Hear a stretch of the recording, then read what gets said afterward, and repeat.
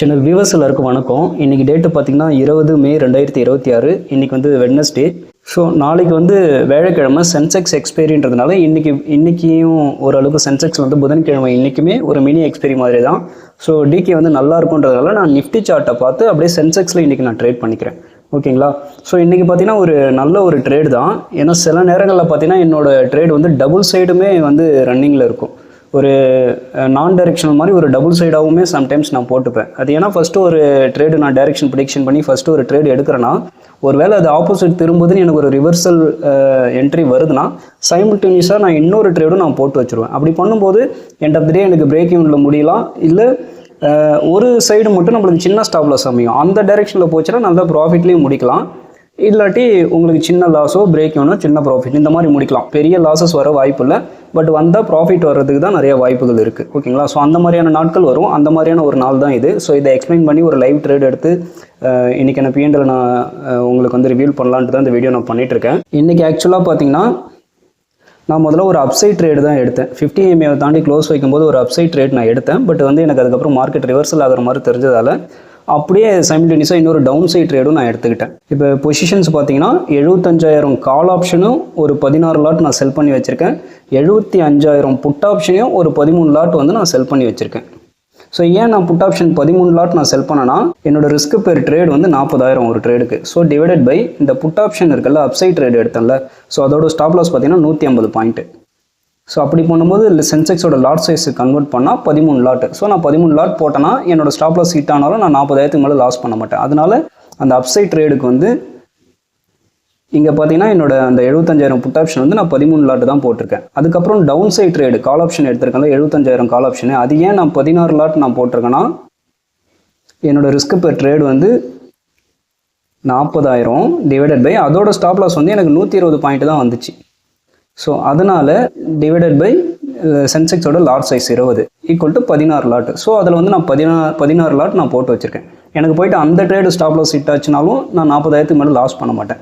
So அதனால தான் அதில் வந்து நான் 16 லாட் நான் போட்டு வச்சு. ஸோ இப்போ ஓவரால் பார்க்கும்போது இந்த ரெண்டு பொசிஷனுமே அட் அ டைமில் ரன் ஆகிட்டு இருக்கு. ஸோ எனக்கு என்ட்ரி வந்து இந்த இடத்துல எடுத்திருக்கேன்னு வச்சுக்கோங்களேன். இங்கேருந்து எனக்கு அப்சைடு போச்சுன்னா நான் பிரேக் ஈவன்லேயே இல்லை சின்ன ப்ராஃபிட்லேயே தான் நான் முடிப்பேன். ஒருவேளை எனக்கு நான் டவுன் சைடு போச்சுன்னா நான் நல்ல ப்ராஃபிட்லேயே முடிப்பேன். ஒருவேளை எனக்கு இங்கே அப்சைடும் மார்க்கெட் போகாமல் இந்த டவுன் சைடு ஸ்டாப் லாஸையும் வந்து மார்க்கெட் ஹிட் பண்ணாமல் இந்த ரெண்டு ஏரியாக்குள்ளேயே மார்க்கெட் முடிஞ்சாலும் நான் நல்ல ப்ராஃபிட்டில் தான் நான் முடிப்பேன். அது ஏன்னா எனக்கு ரெண்டு பக்கமே ஸ்டாப் லாஸ் ஹிட் ஆகாது. ஸோ ரெண்டு பக்கமே எனக்கு டிகே ஆகிறதுனால எண்ட் ஆஃப் த டே வந்து நான் நல்ல ப்ராஃபிட்டில் தான் முடிப்பேன். ஸோ இது 3 கண்டிஷன் தான். மார்க்கெட் ஒன்று அப்பு போகணும், இல்லை டவுன் போகணும், இல்லை ரெண்டு பக்கமே ஸ்டாப் லாஸ் ஹிட் ஆகாமல் சைட்வேஸில் முடியணும். ஸோ இதில் எந்த பக்கம் முடிஞ்சாலும் ப்ராப்ளம் கிடையாது, பெருசாக லாஸ் வர போகிறது இல்லை, மேபி ப்ராஃபிட் தான். டவுன் சைடு வந்தால் நல்ல ப்ராஃபிட்டு, இல்லை ரெண்டு பக்கமே ஸ்டாப் லாஸ் அடிக்கணும்னாலும் நல்ல ப்ராஃபிட்டு. அப் சைடு போச்சுன்னா மேபி பிரேக் ஈவனோ இல்லை சின்ன ப்ராஃபிட்டோ சின்ன லாஸோ வர வாய்ப்பு இருக்குது. ஸோ அவ்வளோதான். ஸோ நம்ம வெயிட் பண்ணி பார்ப்போம். ஸோ இதுதான் இப்போதைக்கு போயிட்டுருக்க பிஎன்எல் ஒரு 7,000 ப்ராஃபிட்டில் ரன் ஆகிட்டு இருக்கு. புட்டை செல் பண்ணியிருக்கல 13 லாட்டு, அது வந்து இப்போ நல்ல ப்ராஃபிட்டில் ஒரு 15,000 ப்ராஃபிட்டில் போயிட்டுருக்கு. நம்ம செல் பண்ண கால் வந்து ஒரு 8,000 லாஸில் போயிட்டுருக்கு. ஸோ நம்ம இதை அப்படியே வெயிட் பண்ணி பார்ப்போம் இந்த பொசிஷன் என்ன ஆகுதுன்ட்டு. ஸோ இப்போ டைம் பார்த்திங்கன்னா 1:10 ஆகுது. நம்ம வெயிட் பண்ணி பார்ப்போம். இந்த ட்ரேடை நான் முடிச்சுட்டு அதுக்கப்புறம் இதோட ரிசல்ட் என்னன்றதை நான் அப்டேட் பண்ணுறேன். இப்போ டைம் பார்த்திங்கன்னா நம்மளுக்கு கிட்டத்தட்ட 3:20க்கு மேலே ஆகுது. இன்றைக்கி வந்து பார்த்திங்கன்னா நான் ட்ரேடை நான் முடிச்சுட்டேன். நான் எடுத்த அந்த டவுன் சைட் ட்ரேட் எடுத்தது வந்து எனக்கு ஸ்டாப் லாஸ் ஹிட் ஆகிடுச்சு. ஸோ இந்த இடத்துல தான் இந்த டவுன் சைட் ட்ரேடை வந்து நான் ஸ்டாப் லாஸ் போட்டு வச்சுருந்தேன். அது வந்து ஹிட் ஆகும்போது எனக்கு அதுவும் ஃபுல் லாஸ் கொடுக்கல, எனக்கு கம்மியான லாஸ் தான் கொடுத்துச்சு.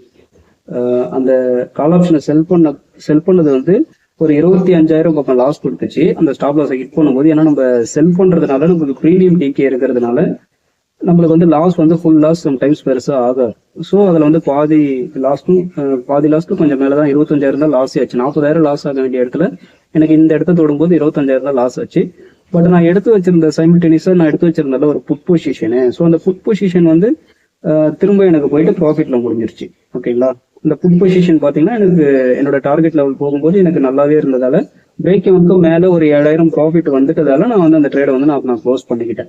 ஸோ இன்னைக்கு பார்த்தீங்கன்னா ஓவரால் எடுத்த 2 ட்ரேடில் ஒரு ட்ரேடு வந்து ஸ்டாப் லாஸ் ஹிட்டு, ஒரு ட்ரேடு வந்து ப்ராஃபிட்டபுளாக முடிஞ்சுது. அப்போ நெட்டாக நம்ம வந்து இன்னைக்கு 7,000 ப்ராஃபிட்டில் தான் வந்து நம்ம இன்னைக்கு ட்ரேடை வந்து நம்ம க்ளோஸ் பண்ணியிருக்கோம்.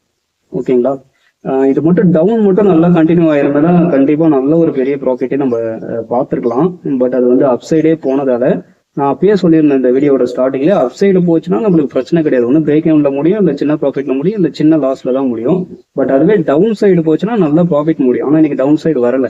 இல்லை ரெண்டு பக்கமும் ஸ்டாப் லாஸ் அடிக்காம அப்படியே சைடு வைஸ்ல நின்றுட்டு இருந்தாலும் நல்ல ப்ராஃபிட்ல தான் முடிச்சிருப்போம். பட் அதுவும் நடக்கல. ஸோ அப் சைடு போனது ஒன்றும் ப்ராப்ளம் இல்லை. நம்ம வந்து லாஸ் இல்லாமல் ப்ராஃபிட்ல தான் அப்பயும் முடிக்கிறோம். ஓகேங்களா?